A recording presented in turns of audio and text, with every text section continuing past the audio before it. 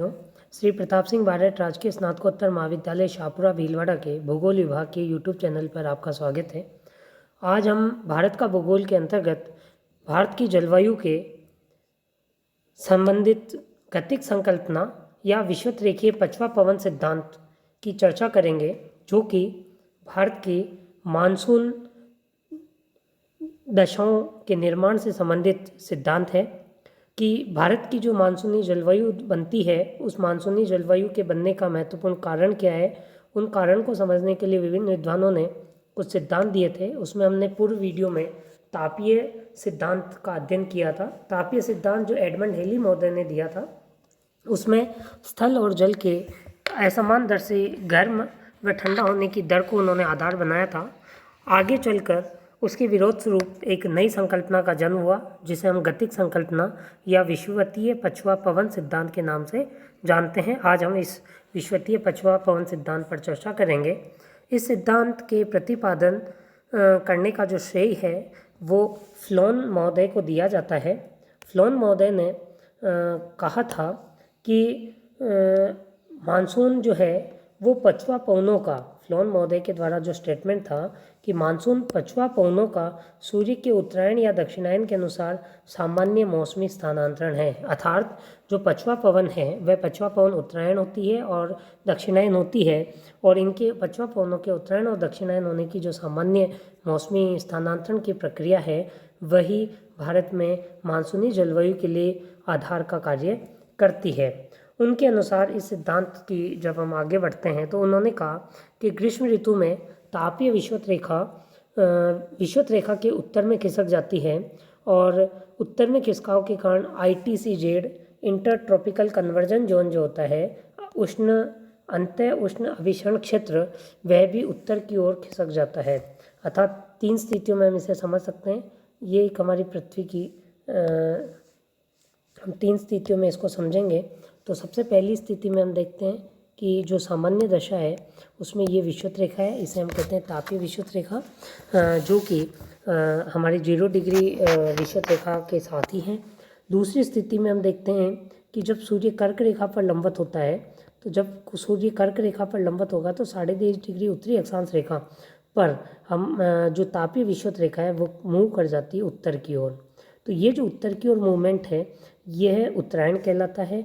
और जब सूर्य दक्षिण में मकर रेखा पर लंबवत होता है तो तापीय विषुवत रेखा दक्षिण की ओर मूव कर जाती है, और ये जो तापीय विषुवत रेखा दक्षिण की ओर मूव करती है, ये सूर्य का दक्षिण या ITCZ क्षेत्र जो है उसका दक्षिणायन की स्थिति कहलाती है। तो हम ये कहते हैं कि क्योंकि भारत उत्तरी गोलार्ध में है और उत्तरी गोलार्ध में होने के कारण सूर्य की किरणें जो है वो कर्क रेखा पर लंबवत मिलती है। कर्क रेखा पर लंबवत मिलने के कारण ग्रीष्म ऋतु में तापीय विषुवत रेखा उत्तर की ओर आ जाती है, और उसी के साथ साथ ITCZ भी हमारे उत्तर की ओर आता है। फलस्वरूप विषुवतीय जो पछवा पवनें हैं वह भारतीय उपमहाद्वीप पर बने निम्न दाब की ओर आने लगती है, और उससे अंततः दक्षिण पश्चिमी मानसून की उत्पत्ति होती है। अंत्य उष्ण कटिबंधीय अभिसरण क्षेत्र के सारे उष्ण कटिबंधीय विक्षोभ हमें सक्रिय रूप से दिखाई देते हैं। क्षेत्रीय मौसम को प्रभावित करने में इनकी महत्वपूर्ण भूमिका होती है। जब हम बात करते हैं शीत ऋतु में, तो शीत ऋतु में सूर्य के दक्षिणायन होने पर निम्न वायुदाब क्षेत्र जो है वह उच्च वायुदाब में बदल जाता है। फलतः उत्तर पूर्वी व्यापारिक पवनें पुनः प्रभावी रूप से गतिशील हो जाती है। तो यह जो परिवर्तन है, यही परिवर्तन हमारा विषुवतीय पछवा पवन सिद्धांत कहलाता है।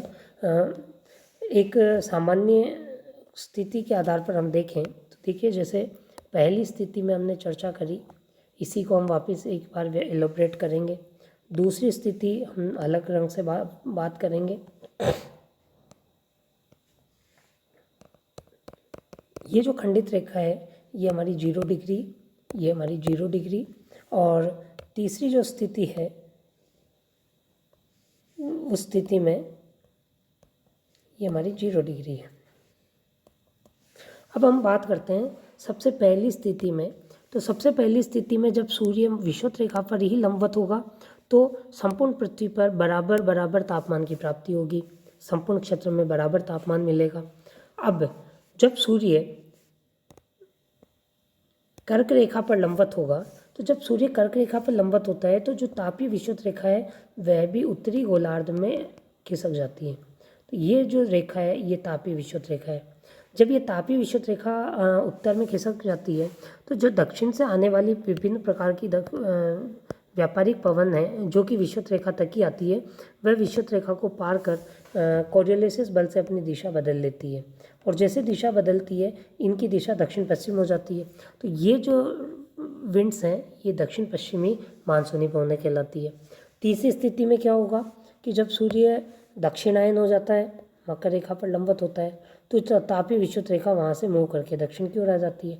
ऐसी स्थिति में ये जो कर्क रेखा से पर जो दक्षिण पश्चिमी व्यापारिक पवनें थी वो उनके स्थान पर दक्षिण पश्चिम पछुआ पवनों के स्थान पर ये जो पवन है ये व्यापारिक पवनों का प्रभाव हो जाता है और ये कहलाता है उत्तरी पूर्वी व्यापारिक पवनें। तो ये जो परिवर्तन है इसी परिवर्तन के आधार पर हमारे भारत में मानसूनी दशाएं तथा हर 6 महीने में पवन की दिशा का परिवर्तन निर्धारित होता है। ये इस संकल्पना का मूलभूत निष्कर्ष है और ये बहुत ही वैलिड निष्कर्ष भी मिला है कि तो भारतीय मानसून के निर्माण में विषुवतीय पछुआ पवन का अहम योगदान माना गया। एक इसी के साथ गतिक संकल्पना में हम जेट स्ट्रीम सिद्धांत की भी चर्चा करते हैं। जेट स्ट्रीम सिद्धांत से तात्पर्य ऊपरी वायुमंडल में एक तीव्रतम गति से चलने वाली वायु प्रणाली से है जो कि हमारी सतह से लगभग 12 से 13 किलोमीटर की ऊंचाई पर सतत तीव्रतम गति से चलती है। ये जो जेट स्ट्रीम है इस जेट स्ट्रीम के चलने का जो मार्ग है वह पश्चिम से पूर्व की ओर है। इस सिद्धांत की अगर हम बात करें तो ये कहता है कि उष्णकटिबंधीय पूर्वी जेट स्ट्रीम के द्वारा भारत में दक्षिण पश्चिम मानसून की उत्पत्ति होती है तथा उपोष्ण कटिबंधीय पश्चिमी जेट के द्वारा उत्तर पूर्वी मानसून या शीतकालीन मानसून की उत्पत्ति होती है। ये भी हमारी उस गतिक संकल्पना के साथ ही जुड़ा हुआ है।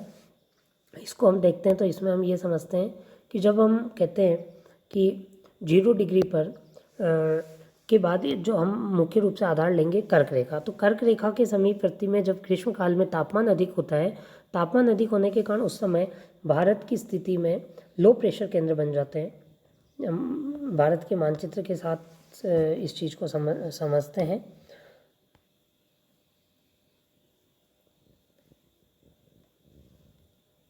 तो हम देखते हैं कि जो सामान्य स्थितियां हैं उन सामान्य स्थितियों के संदर्भ में जब हम बात करते हैं तो हम ये देखते हैं कि जब ग्रीष्मकाल होता है तो ग्रीष्मकाल में क्योंकि ये जो कर्क रेखा के समीप सूर्य उत्तरायण होता है, सूर्य की लंबवत किरणें मिलती है, तो इस भाग पे एक लो प्रेशर बन जाता है।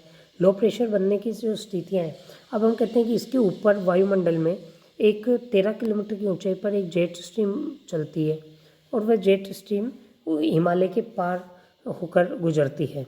जब शीतकाल आता है तो शीतकाल के समय ये जो रेखा है तापीय विषुवत रेखा वह यहाँ से हटकर दक्षिण की ओर मूव कर जाती है, जिससे कि सारा का सारा जो तंत्र है वह तंत्र हमारा उत्तर पूर्वी व्यापारिक पवन के प्रभाव में आ जाता है। और ये विंड्स ये जब प्रभाव में आता है तो ये जो जेट स्ट्रीम है ये भी हिमालय के दक्षिण में होकर भारत की भूमि से होकर गुजरने लगती है। तो जब यह जेट स्ट्रीम शीतकाल में भारत के हिमालय के दक्षिण से होकर गुजरती है तो यहाँ लो प्रेशर के स्थान पर हाई प्रेशर बना देती है और ये जो हाई प्रेशर बनता है इसके कारण ये जो वायु धारा है वो इस बिंदु की ओर आना प्रारंभ करती है और जो ये जो विंड्स हैं ये विंड्स कहलाती है उत्तर पूर्वी मानसून या शीतकालीन मानसून की। अब जो अगला महत्वपूर्ण तत्व है जिसकी हमें चर्चा करनी है उष्णकटिबंधीय पूर्वी जेट स्ट्रीम। तो हम उष्णकटिबंधीय पूर्वी जेट स्ट्रीम की बात यहाँ समझेंगे कि उष्णकटिबंधीय पूर्वी जेट स्ट्रीम कैसे बनती है। तो जब हम भारत की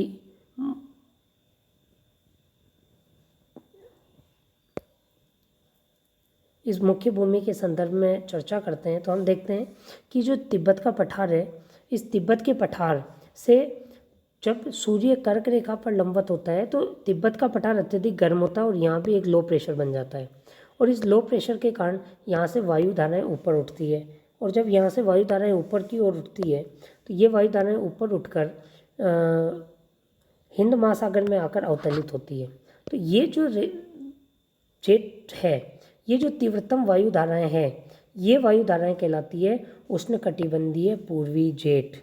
ये उष्णकटिबंधीय पूर्वी जेट। इसी समय हिमालय का जो भाग है, उस हिमालय के भाग से जो गर्म हवाएं ऊपर उठी वह हिंद महासागर में आकर अवतलित हुई, और हिंद महासागर में आकर अवतलित होने से यहाँ बन गया हाई प्रेशर। इसी हाई प्रेशर से उन्हें विंड्स इस जैसलमेर के लो प्रेशर केंद्र की ओर आने का प्रयास करती है।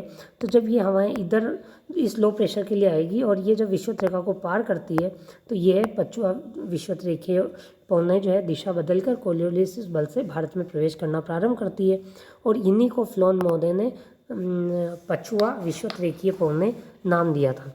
तो ये जो पछुआ विषुवत रेखीय पौने है, ये इस लो प्रेशर केंद्र की ओर अग्रसर होती है। जितनी तीव्रतम गति इस उष्णकटिबंधीय पूर्वी जेट की होगी, उतनी ही तीव्रता के साथ वह हाई प्रेशर पर अवतलित होगी, और उतनी ही तीव्रता के साथ वह पुनः विषुवत रेखा को पार करके जैसलमेर जोधपुर की तरफ जो हमारा विशाल मैदानी खंड है, उत्तर प्रदेश, बिहार, राजस्थान के जो खंड हैं, इन पर बनने वाले लो प्रेशर बिंदु की ओर ये पौने आने का प्रयास करेगी। चूँकि ये पौने सागर से स्थल की ओर आती है, इसीलिए इनमें आर्द्रता होती है और ये वर्षा करती है। ये पौने कहलाती है दक्षिण पश्चिमी मानसूनी पौने। ये हमारे जेट स्ट्रीम सिद्धांत की मुख्य संकल्पना है। शीतकाल में पूरे पश्चिमी या मध्य एशिया में उपोष्णकटिबंधीय पश्चिमी जेट जो पश्चिम से पूर्व दिशा में प्रवाहित होती है, जब ये तिब्बत के पठार से के पास पहुंचती है तो अवरोध के कारण दो शाखाओं में बढ़ जाती है। एक शाखा तिब्बत के पठार के उत्तर से पठार के समानांतर बहने लगती है, तथा दूसरी शाखा हिमालय के दक्षिण में पूर्व की ओर चली जाती है, जो शीत ऋतु में भारतीय उपमहाद्वीप पर विक्षोभ लाती है। इसकी जब हम अभी चर्चा करेंगे तो जो अभी ऋतु हमारी वो इसी को बिलोंग करती है। जैसे हम बात करते हैं अभी, तो देखिए हम इसी पर आगे बढ़ते हैं तो हम देखते हैं कि जो भूमध्य सागरीय क्षेत्रों से जेट स्ट्रीम आती है, ये जेट स्ट्रीम यहाँ आकर दो भागों में बढ़ जाती है। एक जो है वो हिमालय के सुदूर चली जाती है, एक पाकिस्तान में पेशावर से दक्षिण की ओर मुड़ते हुए भारत के मैदानी खंड से होकर गुजरती है। जो भारत के मैदानी खंड से होकर गुजरने वाली रेखा है, ये जो भारत के मैदानी खंड से होकर गुजर रही है, ये है पश्चिमी विक्षोभ लेकर आती है। चूँकि ये अवतलित हो रही है, अवतलित होने के कारण इस मैदानी भाग में हाई प्रेशर बना देती है। जब भी वायु अवतलित होगी, हाई प्रेशर बनेगा। हाई प्रेशर की स्थिति में वायुमंडल में एक स्थिरता आएगी, स्टेबिलिटी रहेगी। चूँकि यहाँ सूर्य की किरणें तिरछी है, इसलिए शीतकाल है, तो शीतकाल की स्थिति में जब अवतलित होने वाली जो वायु है उसका तापमान कम होता है, इसलिए वह सतह के आसपास की नमी को इकट्ठा करके ओस या कोहरे में कन्वर्ट कर देती है, और सघन ओस या कोहरा इस समय बनता है, और यह भारतीय उपमहाद्वीप में विक्षोभ लेकर आती है। तो जो अभी जनवरी की जो कंडीशंस हम देखते हैं, घना कोहरा, ओस, ये सभी इसी पश्चिमी विक्षोभ का ही परिणाम होती है। ये हम इस डायग्राम के अंतर्गत भी समझ सकते हैं। देखिए आप डायनेमिक कॉन्सेप्ट में कि ये जो पूरा का पूरा एक गोल घेरा है, ये जो गोल घेरा है इसमें ये वाला हिस्सा आईटीसी जेड बन जाता है, और आईटीसी जेड ये बनती है भारत के बिल्कुल मिडिल पार्ट में, जिसमें गुजरात, राजस्थान का दक्षिणी भाग, मध्य प्रदेश, उत्तर प्रदेश का दक्षिणी भाग, बिहार, पश्चिमी बंगाल, ये जो संपूर्ण क्षेत्र है ये आईटीसी जेड बनता है। और इसी आईटीसी जेड की तरफ ये साउथ वेस्ट मानसूनी विंड्स आ रही है। तो ये जो साउथ वेस्ट मानसूनी विंड्स पहुंचती है, ये इनको ही फ्लोन महोदय ने दक्षिण पश्चिमी मानसूनी पवनों की संज्ञा दी थी, और यही भारत में मानसून के आगमन के लिए महत्वपूर्ण आधार का काम करती है। ये यहाँ हम देखते हैं ये इक्वेटर लाइन है। इक्वेटर लाइन पर जब ये पहुँचती है तो पहले देखिए इनकी दिशा अलग थी, लेकिन जैसे ये भूमध्य रेखा को पार करती है कोरियोलिस बल से इनकी दिशा बदल जाती है। ये स्पष्ट इस डायग्राम से आपको समझ में आ गया होगा। नेक्स्ट हम इसमें आगे बढ़ते हैं। तो देखिए गर्मी में सूर्य के उत्तरायण के समय सभी ताप कटिबंधों का उत्तर की ओर विस्थापन हो जाता है, जिसके कारण उपोष्ण कटिबंधीय पश्चिमी जेट स्ट्रीम जो है वो तिब्बत के पठार की ओर उत्तर में विस्थापित हो जाता है। इस कारण भारतीय उपमहाद्वीप के ऊपरी वायुमंडल में उष्णकटिबंधीय पूर्वी जेट का प्रभाव बनता है, और यही पूर्वी जेट एक प्रकार की क्षेत्रीय और मौसमी जेट होती है, जो कि तिब्बत के पठार पर अधिक तापमान के कारण गर्म वायु के आरोहण, वायु का गर्म होकर जब ऊपर उठती है तो क्षोभ मंडल के ऊपरी परतों में उच्च वायु दाब केंद्र बना देती है और फिर हिंद महासागर की ओर ये मूव करती है। ये भी हम इस डायग्राम से समझेंगे। देखिए ये जो है नॉर्थ ईस्ट मानसून है, उत्तर पूर्वी मानसून है। तो ये सारी की सारी जो विंड्स हैं वो स्थल से सागर की ओर आ रही है, इसलिए वर्षा नहीं करती है। ये स्थल से सागर की ओर आ रही है, उत्तर पूर्वी मानसून वर्षा नहीं करती। लेकिन जब ITC जेड, ये जो ITC जेड है ये दक्षिण में है विषुवत रेखा के, यही ITC जेड दक्षिण पश्चिमी मानसून के समय उत्तर में आ गया और यहाँ तक ये विंड्स आने के लिए जब ये दक्षिणी गोलार्ध से आती है फिर ये यहाँ भूमध्य रेखा पे दिशा बदल कर तो ये दक्षिण पश्चिमी मानसूनी पहुँचने कहलाती है। ये डायग्राम से आपको अच्छे समझ में आ गया। तो ये ग्रीष्मकाल की स्थिति है, ये शीतकाल की स्थिति है। उच्च वायुदाब के केंद्र से बंगाल की खाड़ी और अरब सागर से होते हुए दक्षिण हिंद महासागर की ओर चलने वाली हवा जो है वो उष्णकटिबंधीय पूर्वी जेट स्ट्रीम कहलाती है। हमने अभी चर्चा की। इस जेट स्ट्रीम के कारण मेडागास्कर द्वीप के समय वायु के अवरोहण से उच्च दाब बनता है और यहाँ से चलने वाली दक्षिण पूर्वी व्यापारिक पवनें जब विषुवत रेखा को पार करती है तो कोरियोलिस बल के कारण दाईं ओर मुड़ जाती है और भारतीय उपमहाद्वीप के तट से टकराकर वर्षा करती है। इसे दक्षिण पश्चिमी मानसूनी के नाम से जानते हैं। आज की वीडियो में इतना ही। नेक्स्ट वीडियो में हम अल नीनो और भारतीय मानसून की क्रियाविधि पर चर्चा करेंगे। धन्यवाद।